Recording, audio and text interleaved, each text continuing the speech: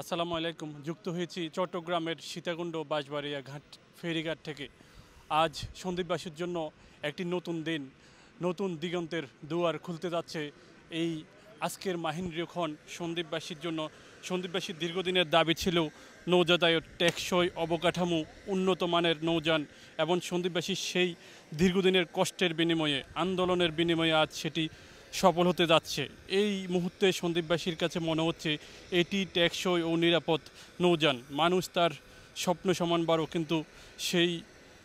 কিন্তু এই মুহূর্তে সন্দ্বীপবাসীর কাছে সব কিছু স্বপ্নের ঊর্ধ্বে, অর্থাৎ মানুষ তার স্বপ্ন থেকে বড় সেটি মনে করছেন তারা। যা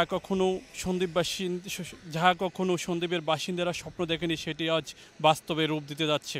নৌযাতায়াতের ভোগান্তি সন্দ্বীপের শত বছরের পিছিয়ে রেখেছে। এই ভোগান্তির জন্য সন্দ্বীপের শিক্ষা, স্বাস্থ্য ও জীবনমানের অউন্নত করে রেখেছে। নিজেদের ভিটেবাড়ি খালি করে শুধুমাত্র শিক্ষা ও স্বাস্থ্যের সুফল নেওয়ার জন্য দিন দিন শহরমুখী হয়ে যাচ্ছিল সন্দ্বীপের বাসিন্দারা। এই সন্দ্বীপের বাসিন্দাদের নিয়ে দেশের বিভিন্ন প্রান্তে গড়ে উঠেছে সন্দ্বীপ পাড়া নামে এক একটি গ্রাম।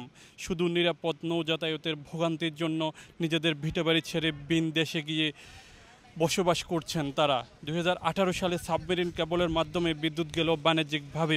এখনও পর্যন্ত গড়ে ওঠেনি কোনো মিল কারখানা।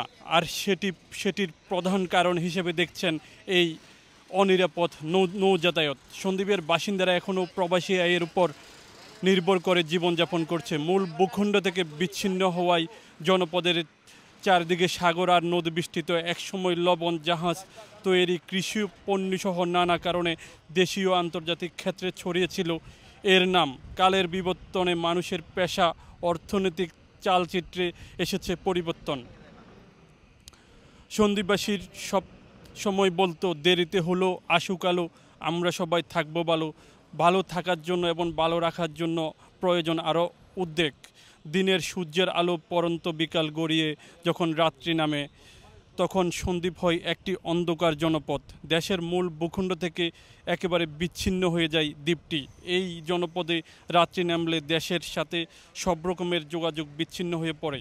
একসময় অসুস্থ রোগীরা, বিশেষ করে সন্তান সম্ভব মায়েরা পড়ে বিপদে। অনেক সময় নৌ যাতায়াতের দুর্ভোগের কারণে মৃত্যুর কোলে ঢলে পড়ে জনপদের অসুস্থ শিশু, বৃদ্ধ ও নারীরা।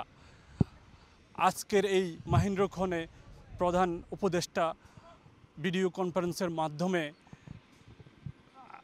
এই ফেরি উদ্বোধন করবেন এবং সন্দ্বীপের কৃতি সন্তান, দেশের উজ্জ্বল নক্ষত্র ফয়জুল কবির, তিনি 7 জন উপদেষ্টা নিয়ে আজকে সন্দ্বীপে প্রবেশ করবেন। এই ছিল চট্টগ্রামের সীতাকুণ্ড বাঁশবাড়িয়া ঘাট থেকে সকালের শেষ খবর। পরবর্তী খবর দেখার জন্য সবাইকে স্বাগত জানিয়ে শেষ করছি।